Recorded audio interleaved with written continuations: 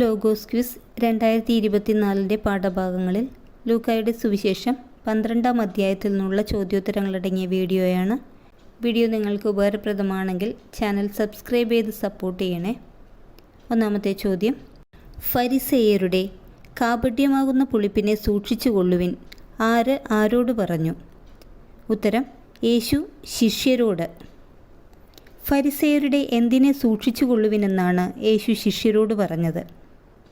ഉത്തരം, കാപട്യമാകുന്ന പുളിപ്പിനെ. ശരീരത്തെ എന്തു ചെയ്യാൻ കഴിയാത്തവരെ നിങ്ങൾ ഭയപ്പെടേണ്ട എന്നാണ് യേശു ശിഷ്യരോട് പറഞ്ഞത്.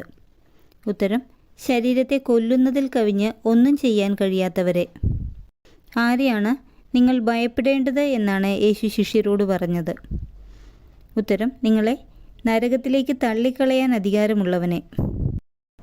നിങ്ങളുടെ എന്തുപോലും എണ്ണപ്പെട്ടിരിക്കുന്നു എന്നാണ് യേശു പറഞ്ഞത്.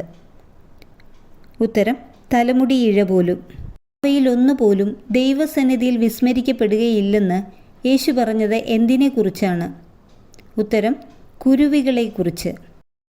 ആരുടെ മുമ്പിൽ എന്നെ ഏറ്റുപറയുന്ന ഏതൊരുവനെയും ദൈവത്തിൻ്റെ ദൂതന്മാരുടെ മുൻപിൽ മനുഷ്യപുത്രനും ഏറ്റുപറയുമെന്നാണ് പറഞ്ഞിരിക്കുന്നത്. മനുഷ്യരുടെ മുമ്പിൽ. മനുഷ്യരുടെ മുമ്പിൽ എന്നെ തള്ളിപ്പറയുന്നവൻ ആരുടെ മുമ്പിലും തള്ളിപ്പറയപ്പെടും എന്നാണ് യേശു പറഞ്ഞത്. ദൈവത്തിൻ്റെ ദൂതന്മാരുടെ മുമ്പിലും. ആർക്കെതിരായി ദൂഷണം പറയുന്നവനോട് ക്ഷമിക്കപ്പെടുകയില്ലെന്നാണ് യേശു പറഞ്ഞത്? ഉത്തരം, പരിശുദ്ധാത്മാവിനെതിരായി. മനുഷ്യപുത്രനെതിരായി സംസാരിക്കുന്നവനോട് ക്ഷമിക്കപ്പെടും, എന്നാൽ പരിശുദ്ധാത്മാവിനെതിരായി ദൂഷണം പറയുന്നവനോട് ക്ഷമിക്കപ്പെടുകയില്ല. അധ്യായവും വാക്യവുമേത്? ഉത്തരം, ലൂക്ക 12-ാം അധ്യായം 10-ാം വാക്യം. ഹേ മനുഷ്യ, എന്നെ നിങ്ങളുടെ ന്യായാധിപനോ സ്വത്ത് ഭാഗിക്കുന്നവനോ ആയി ആരു നിയമിച്ചു? ഒരുവൻ്റെ ഏതു ചോദ്യത്തിനുള്ള മറുപടിയായാണ് യേശു ഇപ്രകാരം പറഞ്ഞത്? ഉത്തരം, ഗുരു, പിതൃസ്വത്ത് ഞാനുമായി പങ്കുവയ്ക്കാൻ എൻ്റെ സഹോദരനോട് കൽപ്പിക്കണമേ. ജാഗരൂകരായിരിക്കുവിൻ, എല്ലാ അത്യാഗ്രഹങ്ങളിൽ നിന്ന് അകന്നിരിക്കുകയും ചെയ്യുവിൻ. യേശു ഏതുപമയിലാണ് ഇപ്രകാരം പറയുന്നത്? ഉത്തരം, ഭോഷനായ ധനികൻ്റെ ഉപമയിൽ. മനുഷ്യജീവിതം സമ്പത്ത് കൊണ്ടല്ല ധന്യമാകുന്നതെന്ന് മനസ്സിലാക്കാനായി യേശു പറഞ്ഞ ഉപമ ഏത്? ഉത്തരം, ഭോഷനായ ധനികൻ്റെ ഉപമ. ഒരു ധനികൻ്റെ കൃഷിസ്ഥലം സമൃദ്ധമായ വിളവ് നൽകിയപ്പോൾ അവൻ ചിന്തിച്ചതെന്ത്? ഉത്തരം, ഞാൻ എന്തു ചെയ്യും? ഈ ധാന്യം മുഴുവൻ സൂക്ഷിക്കാൻ എനിക്ക് സ്ഥലമില്ലല്ലോ. ഭോഷനായ ധനികൻ അറപ്പുര പൊളിച്ച് പുതിയവ പണിയാൻ തീരുമാനിച്ചതിന് കാരണം? ഉത്തരം, സമൃദ്ധമായ വിളവ് ലഭിച്ച ധാന്യങ്ങൾ സൂക്ഷിക്കാൻ സ്ഥലമില്ലാത്തതിനാൽ. ഭോഷനായ ധനികൻ എന്തു പൊളിച്ചാണ് കൂടുതൽ വലിയവ പണിയുമെന്ന് ചിന്തിച്ചത്? ഉത്തരം, അറപ്പുരകൾ. അനേക വർഷത്തേക്കുള്ള ധാന്യങ്ങൾ ശേഖരിച്ച് ഭോഷനായ ധനികൻ എന്തു ചെയ്യാനാണ് തീരുമാനിച്ചത്? ഉത്തരം, വിശ്രമിക്കാനും തിന്നുകുടിച്ച് ആനന്ദിക്കാനും. ഭോഷ, ഈ രാത്രി നിന്റെ ആത്മാവിനെ നിന്നിൽ നിന്ന് ആവശ്യപ്പെടും. അപ്പോൾ നീ ഒരുക്കി വച്ചിരിക്കുന്നവ ആരുടേതാവും? ആര് ആരോട് പറഞ്ഞു? ഉത്തരം, ദൈവം ഭോഷനായ ധനികനോട്. ദൈവസന്നിധിയിൽ സമ്പന്നനാകാതെ തനിക്ക് വേണ്ടി സമ്പത്ത് ശേഖരിച്ചു വയ്ക്കുന്നവനും ആരെപ്പോലെയാണെന്നാണ് യേശു പറഞ്ഞത്? ഉത്തരം, ഭോഷനായ ധനികനെ പോലെ. എന്തു ഭക്ഷിക്കുമെന്ന് ജീവനെ പറ്റിയോ എന്തു ധരിക്കുമെന്ന് ശരീരത്തെ പറ്റിയോ നിങ്ങൾ ആകുലരാകേണ്ട. യേശു ആരോടാണ് ഇപ്രകാരം അരുളി ചെയ്തത്? ഉത്തരം, ശിഷ്യരോട്. ദൈവപരിപാലനയെപ്പറ്റി സൂചിപ്പിക്കുന്ന വചനഭാഗമേത്? ഉത്തരം, എന്തു ഭക്ഷിക്കുമെന്ന് ജീവനെ പറ്റിയോ എന്തു ധരിക്കുമെന്ന് ശരീരത്തെ പറ്റിയോ നിങ്ങൾ ആകുലരാകേണ്ട. ജീവൻ എന്തിനുപരിയാണെന്നാണ് യേശു ശിഷ്യരോട് പറഞ്ഞത്? ഉത്തരം, ഭക്ഷണത്തിന്. എന്താണ് വസ്ത്രത്തിനുപരിയാണെന്ന് യേശു പറഞ്ഞിരിക്കുന്നത്? ഉത്തരം, ശരീരം. വിതയ്ക്കുന്നില്ല, കൊയ്യുന്നില്ല, അവയ്ക്കു കലവറയോ കളപ്പുരയോ ഇല്ല. ഇപ്രകാരം യേശു പറയുന്നത് ഏതു പക്ഷിയെക്കുറിച്ചാണ്? ഉത്തരം, കാക്കകളെക്കുറിച്ച്. ആകുലരാകുന്നതുകൊണ്ട് എന്തിൻ്റെ ദൈർഘ്യം ഒരു മുഴം കൂടി നീട്ടാൻ നിങ്ങളിൽ ആർക്കു സാധിക്കും എന്നാണ് യേശു പറഞ്ഞത്? ഉത്തരം, ആയുസ്സിൻ്റെ ദൈർഘ്യം. ലില്ലികളെ നോക്കുവിൻ, അവ എന്തു ചെയ്യുന്നില്ലല്ലോ എന്നാണ് യേശു പറഞ്ഞത്. ഉത്തരം: നൂൽ നൂൽക്കുകയോ വസ്ത്രം നെയ്യുകയോ.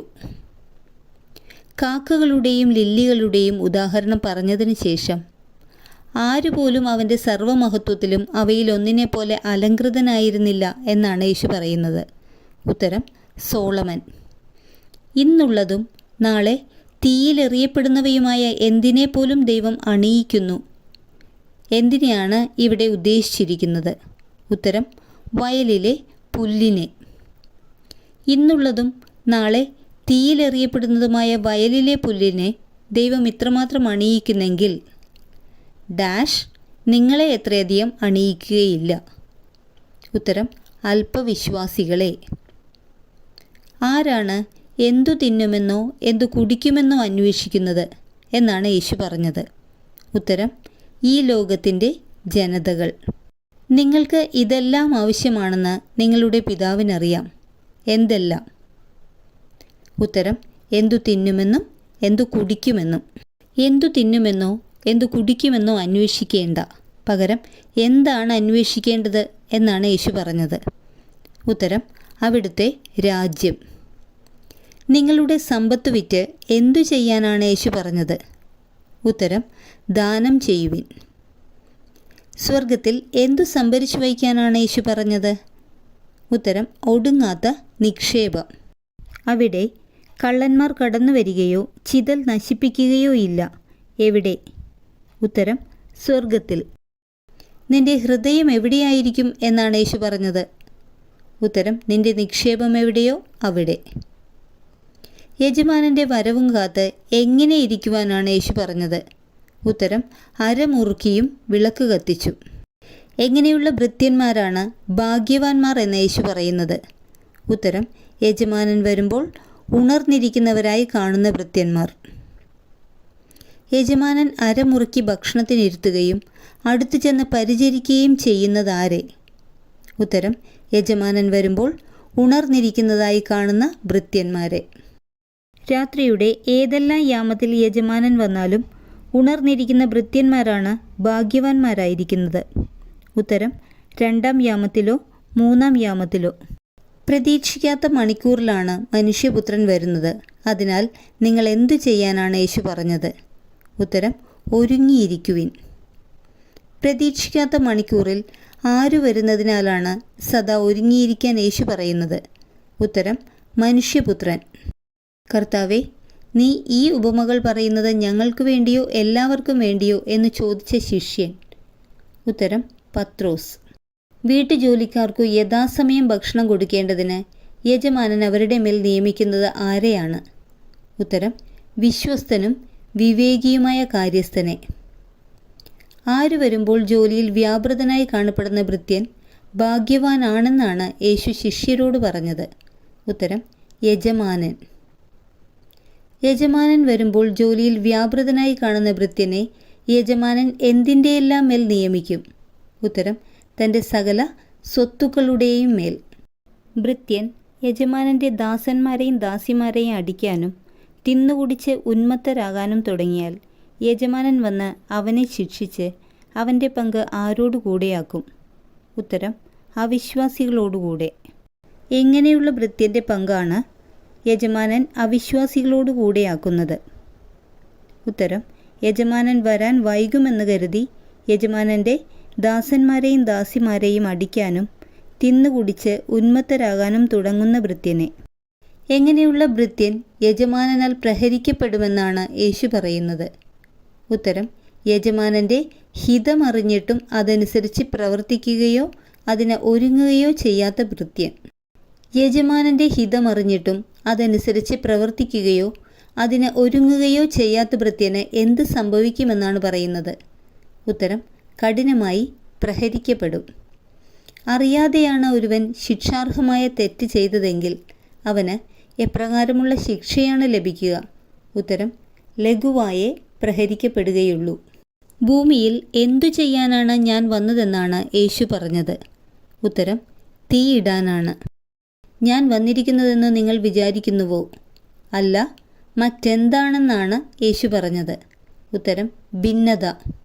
ഇനി ഭിന്നിച്ചിരിക്കുന്ന 5 പേർ ഭവനത്തിലുണ്ടെങ്കിൽ അവർ എപ്രകാരം ഭിന്നിച്ചിരിക്കും എന്നാണ് യേശു പറയുന്നത്. ഉത്തരം 2 പേർ 3 പേർക്കെതിരായി.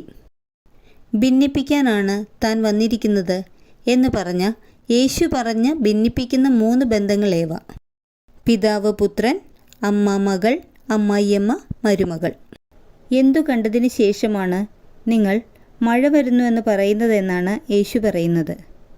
ഉത്തരം പടിഞ്ഞാറു മേഘം ഉയരുന്നത് കണ്ടതിന് ശേഷം.